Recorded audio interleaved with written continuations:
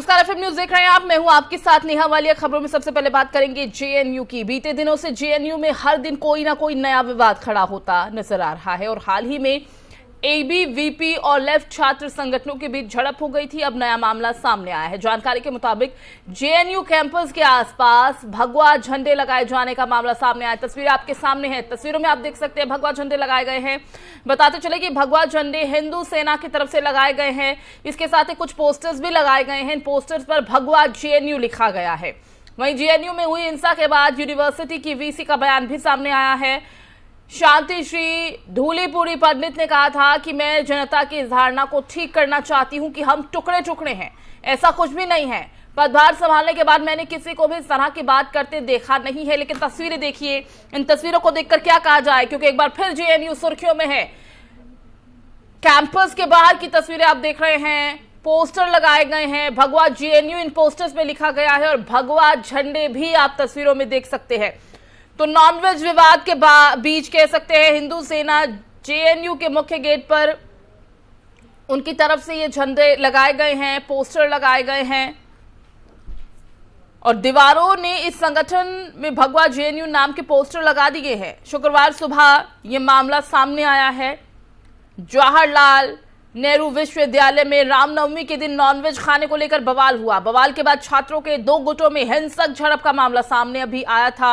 वो शांत भी नहीं हुआ था कि शुक्रवार सुबह यानी आज सुबह एक और मामला सामने आया है।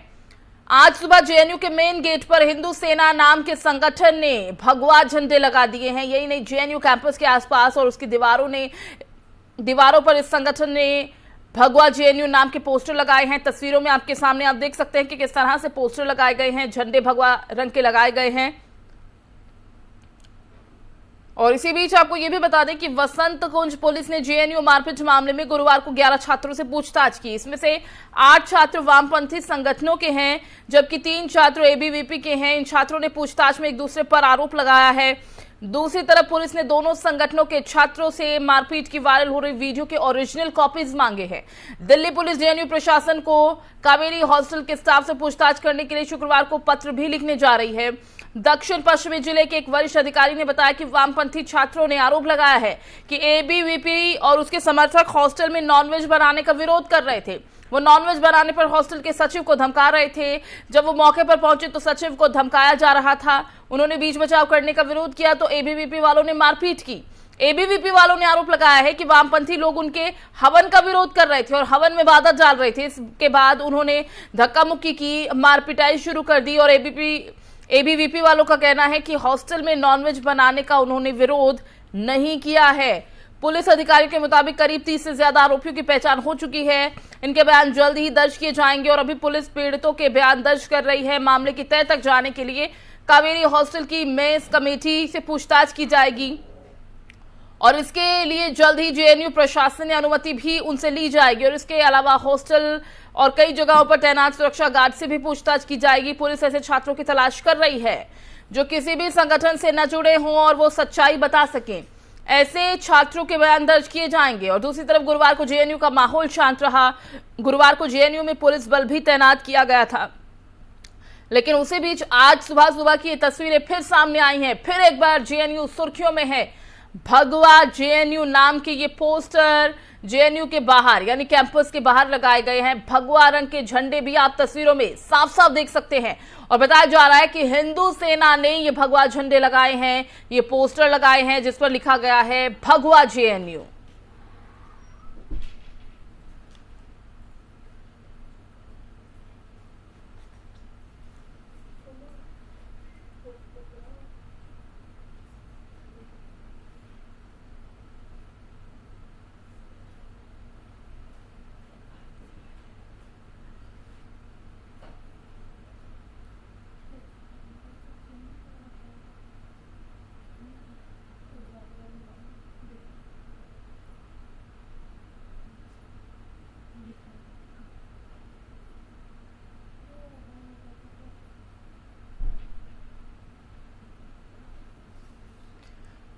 तो आपको बता दें कि जेएनयू में हुई हिंसा के बाद यूनिवर्सिटी के वीसी का भी बयान सामने आया था। वीसी शांति श्री धूलीपुरी पंडित ने कहा था कि मैं जनता की इस धारणा को ठीक करना चाहती हूं कि हम टुकड़े टुकड़े हैं। ऐसा कुछ भी नहीं है। पदभार संभालने के बाद मैंने किसी को भी इस तरह की बात करते देखा नहीं है। लेकिन जेएनयू कैंपस के आसपास ये जो पोस्टर लगाए गए हैं, इन पोस्टर्स पर आप देख सकते हैं भगवा जेएनयू लिखा गया है। बता दें कि ये घटना तब हुई है जब हाल ही में जेएनयू में 2 छात्र संगठनों में हिंसक झड़प हुई है। वो मामला भी ठंडा भी नहीं हुआ था कि एक और मामला जेएनयू से निकलकर सामने आया है। रामनवमी के मौके पर जवाहरलाल नेहरू यूनिवर्सिटी यानी जेएनयू में छात्र संगठन एबीवीपी और लेफ्ट कार्यकर्ताओं में हिंसक झड़प हुई थी। झड़प यूनिवर्सिटी के कावेरी हॉस्टल में हुई और विवाद रामनवमी की पूजा और नॉनवेज को लेकर हुआ था और इस दौरान कई छात्र घायल हुए थे। इसी पर ज्यादा बातचीत और अपडेट के लिए हमारे संवाददाता तोशी का रुख कर लेते हैं। तोशी, आपको आवाज मिल पा रही है? जी नेहा। तोशी, नॉनवेज विवाद अभी खत्म भी नहीं हुआ था, किसी बीच एक और विवाद निकलकर सामने आए। जेएनयू कैंपस एक बार फिर सुर्खियों में है। हम दिखा रहे हैं अपने दर्शकों को वो तस्वीरें जहां पर हम साफ साफ देख सकते हैं कि कैंपस के बाहर भगवा जेएनयू के पोस्टर लगाए गए हैं, बड़े बड़े भगवा रंग के झंडे हम देख सकते हैं। जी बिल्कुल, देखिए नेहा, रामनवमी के दौरान जिस तरीके से कैंपस में नॉनवेज को लेकर विवाद खड़ा हुआ था, अभी विवाद वो थोड़ा सा शांत हो रहा था कि इसके बाद दूसरा विवाद आ चुका है। यहाँ पर हिंदू सेना ने कैंपस के बाहर जितनी भी ग्रिलिंग थी, जो दीवारें थी, वहां पर भगवा झंडे और पोस्टर चिपका कर दिए हैं जिनमें बड़ा बड़ा लिखा हुआ है भगवा जेएनयू। क्योंकि लगातार इस संस्थान से, जेएनयू से लगातार ये ऐसी बातें सामने आ रही थी कि टुकड़े टुकड़े गैंग है, देश को लेकर ये अलग अलग बातें करता है। तो इसी को लेकर देखिए, अब यहाँ पर एबीवीपी या फिर जेएनयू के बीच की ये लड़ाई नहीं है, यहाँ पर ये लड़ाई है हिंदू सेना की, जिसमें हिंदू सेना ने अपना आक्रोश दिखाया है और उनका ये कहना है कि लगातार जिस तरीके से जेएनयू कैंपस में भगवा का और हिंदू धर्म का, सनातन परंपरा का जिस तरीके से अपमान किया जाता है, उस अपमान को हम बर्दाश्त नहीं करेंगे। और इसी के संदर्भ में उन्होंने चेतावनी देते हुए कैंपस के अंदर नहीं, कैंपस के बाहर यहाँ पर बहुत सारे भगवा झंडे लगा दिए हैं। इसके अलावा जो पोस्टर्स है वो चस्पा कर दिया है। ये चेतावनी के तौर पर उन्होंने कहा है कि अभी भी सुधर जाइए, जिस तरीके से जेएनयू में ये गतिविधियां होती है उन्हें रोकना होगा। जी, लेकिन हमने ये भी देखा है तोशी की जेएनयू में जो हिंसा हुई उसके बाद यूनिवर्सिटी की वीसी का बयान सामने आया था। वो तो कह रही हैं कि जनता की धारणा को मैं ठीक करना चाहती हूं कि हम टुकड़े टुकड़े हैं। ऐसा कुछ नहीं है। पदभार संभालने के बाद मैंने किसी को इस तरह की बात करते नहीं देखा। अगर ऐसा है तो फिर इस तरह की घटनाएं, इस तरह के वाक्य क्यों कैंपस में हो रहे हैं? देखिए, ये कोई पहला मौका नहीं है कि जेएनयू कैंपस में इस तरह की वारदातें सामने आती है। इससे पहले भी बहुत बार, अगर आप कन्हैया कुमार का वो बयान भी याद करते हैं, और बहुत तमाम चीजें पहले से लेकर अभी तक यहाँ पर स्थिति जो है वो बदली नहीं है। हालांकि यहाँ पर वीसी जो है वो धारणा को बदलने की कोशिश कर रही है। वो कह रही है ऐसा कि ऐसा कुछ नहीं है कि कैंपस में टुकड़े टुकड़े गैंग जैसी बातें होती हैं, या ये गैंग यहाँ पर काम करता है या पढ़ाई करता है। वो यहाँ पर देखिए पूरा स्पष्टीकरण देते हुए नजर आ रही है। लेकिन उसके बाद भी रामनवमी से ये मौका यहाँ पर दोबारा से यहाँ पर उबाल आया है कि रामनवमी के दौरान यहाँ पर एबीवीपी का आरोप था कि इन्होंने रामनवमी को, पूजा को भंग करने की कोशिश करी। उस दिन जब पूरा देश, हिंदू धर्म जो है वहां पर नॉनवेज नहीं लेता है, आप कैंपस में नॉनवेज मंगाते हो। हालांकि यहाँ पर स्पष्टीकरण हुआ था कि रविवार को वहां नॉनवेज आता ही है, लेकिन एबीवीपी का कहना है कि हमारी भावनाओं को आहत किया गया। यहाँ पर जो परंपराएं हैं हमारी, उसको यहाँ पर देखिए लगातार निशाना साधा जा रहा है। इसी के संदर्भ में यहाँ पर ये बवाल ऐसे होते रहते हैं और अमूमन होते रहते हैं।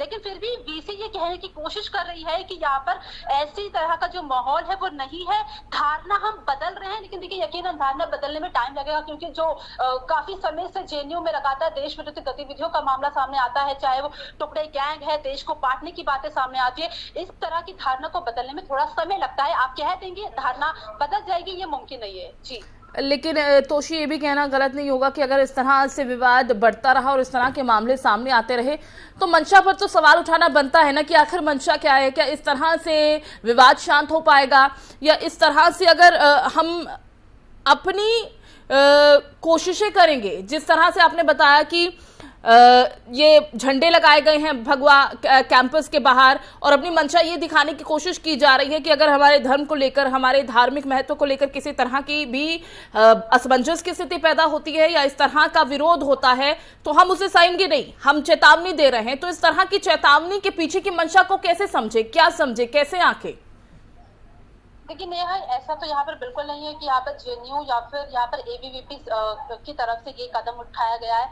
जहाँ पर एक ऐसा दल है, सेना, हिंदू सेना है, उनकी तरफ से यहाँ पर ये चीजें हुई है। इसी का मैं जिक्र कर रही हूँ, इसी का मैं जिक्र कर रही हूँ। जी बिल्कुल, देखिए कहीं ना कहीं हिंदू सेना है वो भी मीडिया टेंशन चाहता है, इसलिए उसने ये सब चीजें करी है। कहीं ना कहीं जो भाजपा है, जो लगातार कहता है कि जिस तरीके से वो इंस्टीट्यूट में भगवाकरण करने की कोशिश करते हैं, और अब उसी के संदर्भ में यहाँ पर हिंदू सेना है वो भी यहाँ पर भगवाकरण करने की कोशिश कर रहा है। तो कहीं ना कहीं वो मीडिया टेंशन भी चाहता है ताकि हिंदू सेना है वो मीडिया पे बना रहे। लेकिन फिलहाल यहाँ पर लेफ्ट या फिर एबीवीपी की तरफ से कोई यहाँ पर नोकझोंक दिखाई नहीं दे रही है। ठीक है, मामला शांत है। ठीक है, चलिए तोशी, बहुत शुक्रिया आपका इस तमाम जानकारी के लिए। तो जेएनयू कैंपस के बाहर की तस्वीरें लगातार हम आपको दिखा रहे हैं। आज सुबह का ये मामला सामने आया है जहां पर हिंदू सेना ने ये भगवा झंडे लगाए हैं कैंपस के बाहर, और साथ ही साथ आप बड़े बड़े पोस्टर्स भी देख सकते हैं जिस पर भगवा जेएनयू लिखा गया है।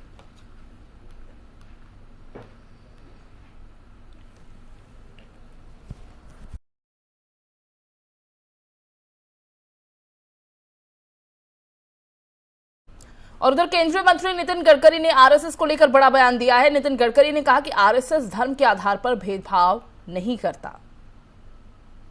घेऊन मी रतन टाटांकडे गेलो आणि मी त्यांना म्हणलं की तुम्ही या हॉस्पिटलच्या उद्घाटनाकरता माझ्याबरोबर चला। ते बोले नितिन जी, मैंने तो अभी अपनी भी फैक्ट्री का कभी उद्घाटन नहीं किया है, मैं कभी गया नहीं हूँ, मुझे भाषण देना भी ज़्यादा आता नहीं है।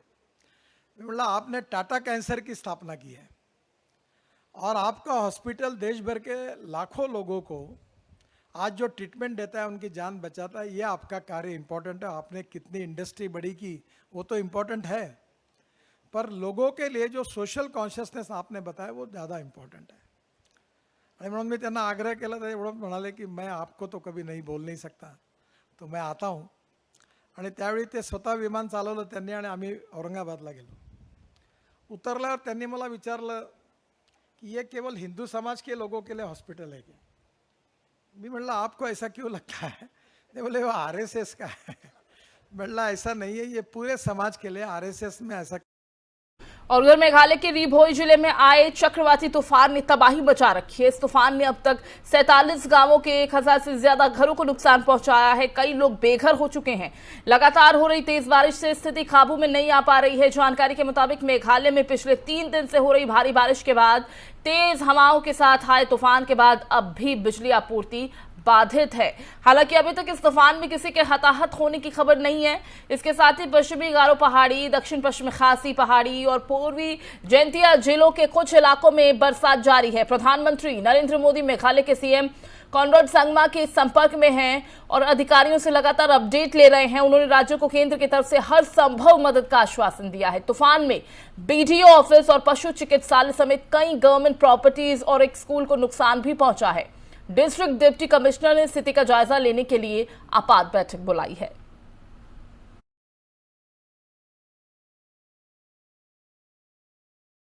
लगातार बढ़ती महंगाई की मार झेल रही जनता को इससे थोड़ा निजात देने के लिए सरकार ने एक अहम और बड़ा कदम उठाया है। कॉटन का दाम कम करने के लिए सरकार ने कॉटन के आयात पर सभी कस्टम ड्यूटीज को हटाने का फैसला किया है। इस छूट का लाभ पूरी टेक्सटाइल चेन को मिलेगा, यानी अब यॉन, फैब्रिक, कपड़े और कॉटन से बने अन्य सभी सामानों की लागत कम आएगी, जिससे टेक्सटाइल इंडस्ट्री और उपभोक्ताओं को राहत मिलेगी, जिससे कि आने वाले दिनों में कपड़ों के दामों में कुछ राहत देखने को मिल सकती है। टेक्सटाइल इंडस्ट्री की तरफ से 5% बेसिक कस्टम ड्यूटी को हटाने की मांग की जा रही थी। इसके अलावा कच्चे कॉटन पर 5% एग्रीकल्चर, इंफ्रास्ट्रक्चर और डेवलपमेंट सेस को भी हटाने की मांग की जा रही थी। The central board of indirect textiles and custom ने कॉटन के इंपोर्ट पर से कस्टम ड्यूटी और एग्रीकल्चर इंफ्रास्ट्रक्चर डेवलपमेंट सेस हटाने का नोटिफिकेशन जारी कर दिया है। सीबीआईसी के नोटिफिकेशन के मुताबिक 14 अप्रैल 2022 से 30 सितंबर 2022 यानी कि आज से 5.5 महीनों तक कॉटन इंपोर्ट पर यह छूट यूं ही जारी रहेगी।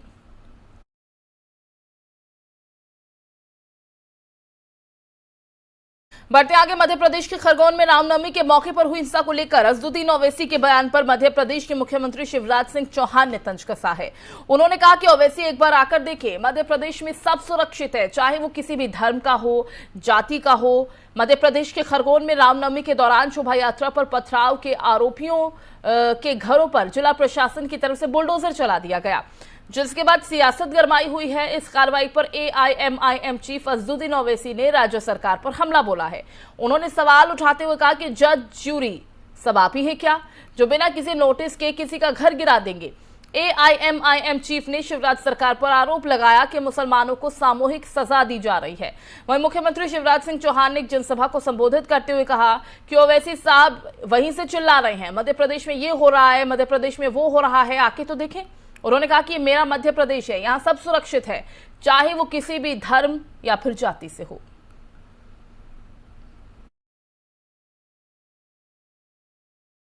उधर विदेश मंत्री एस जयशंकर अपनी अमेरिका यात्रा के दौरान डॉक्टर भीमराव अंबेडकर की 131वीं जयंती के मौके पर आयोजित कार्यक्रम में शामिल हुए। इसका आयोजन भारत के वाणिज्य दूतावास में किया गया था। इस दौरान उन्होंने कहा कि हमारे संविधान के शिल्पकार के तौर पर उन्होंने हमें जो विरासत दी है वो समय से ज्यादा और ज्यादा मूल्यवान हो गई है। उनका विजन और महत्वाकांक्षा वो ब्लूप्रिंट है जो आज हमारा मार्गदर्शन कर रहे हैं। एस जयशंकर ने अमेरिका में बिताए बाबा साहेब के दिनों का भी जिक्र किया। विदेश मंत्री जयशंकर ने कहा कि डॉक्टर भीमराव अंबेडकर के न्यूयॉर्क में बिताए वक्त का उन पर एक स्वतंत्रता सेनानी और राजनीतिक नेता के रूप में बहुत गहरा प्रभाव पड़ा है, लेकिन इन सबसे बढ़कर एक सामाजिक कार्यकर्ता के रूप में प्रभाव पड़ा है जो अमेरिका के हित में सबसे अच्छा था।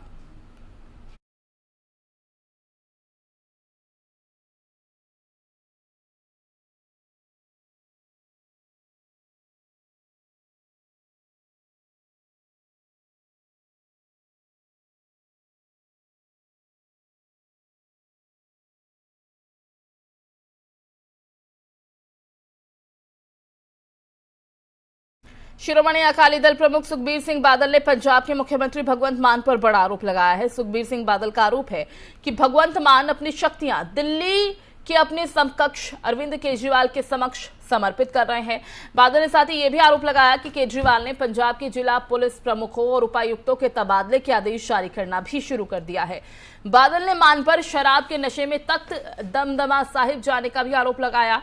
हालांकि आम आदमी पार्टी ने इस आरोप को झूठा और निराधार करार दिया है। मान पर मुख्यमंत्री के तौर पर अपनी शक्तियों को आम आदमी पार्टी के राष्ट्रीय संयोजक अरविंद केजरीवाल को सौंपने का आरोप लगाते हुए सुखबीर ने कहा कि केजरीवाल न सिर्फ मान की अनुपस्थिति में पंजाब के अधिकारियों के साथ बैठकें कर रहे हैं, बल्कि राज्य में वरिष्ठ पुलिस अधीक्षकों और उपायुक्तों की तैनाती के आदेश भी उनकी तरफ से दिए जा रहे हैं।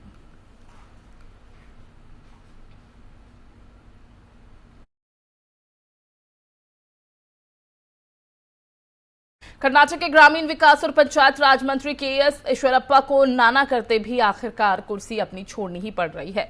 दरअसल ईश्वरप्पा इस्तीफा देने जा रहे हैं। ये सब इसलिए क्योंकि कर्नाटक के उडुपी में एक ठेकेदार संतोष पाटिल की मौत के मामले में ईश्वरप्पा का नाम भी सामने आया है। ईश्वरप्पा के खिलाफ आत्महत्या के लिए उकसाने का आरोप है। ठेकेदार ने मंत्री और उनके करीबियों पर निर्माण कार्य के बदले 40% कमीशन मांगने का आरोप लगाया था। इस मामले में कर्नाटक की बीजेपी सरकार को बड़ी असहज स्थिति का सामना करना पड़ रहा था। इस मामले में मंत्री ईश्वरप्पा का नाम सामने आते ही विपक्ष ने लगातार उन पर हमला भी बोलना शुरू कर दिया और उनकी गिरफ्तारी की मांग करते हुए कांग्रेस नेताओं ने विधानसभा में प्रदर्शन किया था। इस प्रदर्शन से हुआ ये कि कर्नाटक के मंत्री पर इस्तीफे का दबाव बढ़ा। उन्होंने ऐलान किया कि आज वो मुख्यमंत्री बसवराज बोम्मई की उपस्थिति में अपना त्याग पत्र सौंपेंगे।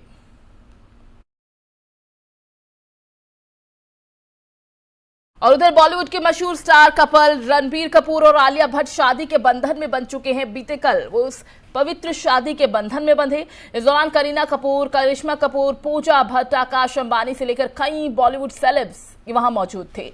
इसके साथ ही शादी के दौरान ऋषि कपूर को भी श्रद्धांजलि दी गई। आलिया भट्ट ने अपने सोशल मीडिया पर तस्वीर भी साझा की। उन्होंने लिखा कि आज अपने परिवार और दोस्तों से घिरे घर पर, हमारी पसंदीदा जगह पर, जिस बालकनी में हमने अपने रिश्ते के पिछले 5 साल बिताए हैं, वहां हमने शादी कर ली। आलिया ने लिखा कि पिछले कुछ सालों से हमने कई यादें इकट्ठा की।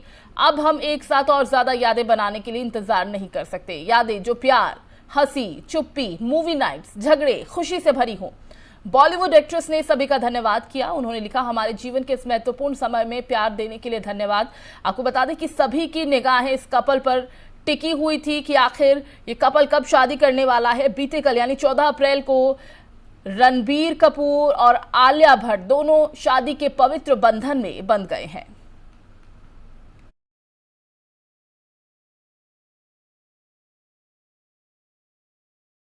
लगातार मिल रही हार से सपा में मंथन जारी है। चाचा और भतीजे में अनबन के बीच समाजवादी पार्टी के संरक्षक मुलायम सिंह यादव ने बड़ा बयान दिया है। उन्होंने कहा कि समाजवादी पार्टी पूरी तरह से अखिलेश यादव के साथ है। सभी समाजवादी एकजुट होकर पार्टी प्रमुख अखिलेश यादव के साथ न सिर्फ खड़े हों बल्कि उन्हें ताकत देने का भी काम करें। और इसी बीच समाजवादी पार्टी के संरक्षक मुलायम सिंह यादव का बयान बेहद महत्वपूर्ण माना जा रहा है। इस रिपोर्ट में देखिए। अपने बुरे दौर से गुजर रही समाजवादी पार्टी की मुश्किलें कम होने का नाम नहीं ले रही हैं। एक तरफ विधानसभा और विधान परिषद दोनों ही चुनावों में समाजवादी पार्टी को बड़ी हार मिली, तो दूसरी तरफ अब अखिलेश यादव पर अपनी ही पार्टी के लोग हमलावर हैं। बुरे दौर से सपा को बाहर निकालने के लिए अब अखिलेश यादव अपने पिता मुलायम सिंह की शरण में पहुंच चुके हैं। पार्टी के अंदर समीक्षा का दौर चल रहा है। मैनपुरी में अखिलेश यादव और उनके पिता मुलायम सिंह यादव के बीच बैठक हुई। इस बैठक में तेज प्रताप यादव और अखिलेश यादव को एंट्री मिली है। इनके अलावा किसी और को इस मीटिंग में एंट्री नहीं मिली।